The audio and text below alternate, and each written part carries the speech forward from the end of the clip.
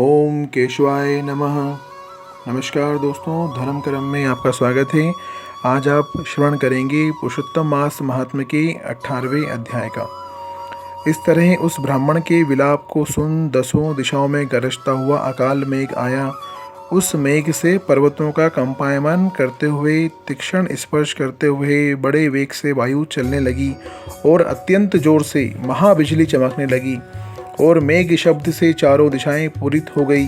इस तरह 1 मास तक ऐसा जल बरसा कि सारी पृथ्वी जल से भर गई। परंतु पुत्र शोक की अग्नि से तपे हुए उस ब्राह्मण को कुछ भी मालूम न हुआ। न उसने पानी पिया और न भोजन किया। पुत्र पुत्र इस तरह पुकारते हुए ही उसको सारा मास व्यतीत हो गया। वह मास श्री कृष्ण का प्रिय पुरुषोत्तम मास था।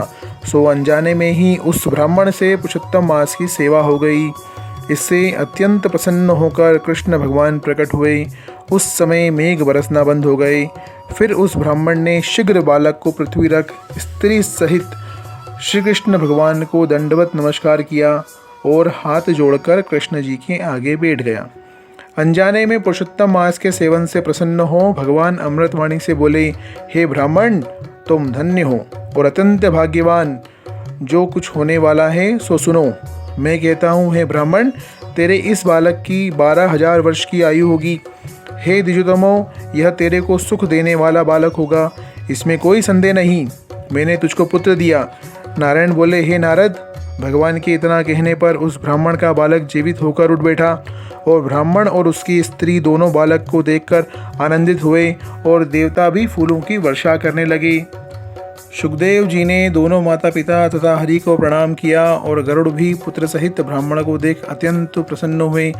तब ब्राह्मण आश्चर्ययुक्त होकर श्री हरि को प्रणाम कर हाथ जोड़कर गदगद वाणी से संशय काटने के लिए आनंद सहित भगवान से पूछने लगा, भगवान, मेरे 4,000 वर्ष तक निरंतर महाकठिन तप करने पर आपने जो कठोर वचन हमसे कहे थे कि मेरे 7 जन्मों में ही पुत्र का सुख नहीं है, उस वाक्य के उल्लंघन का हेतु और मरे हुए बालक को जीवित करने का कारण क्या है?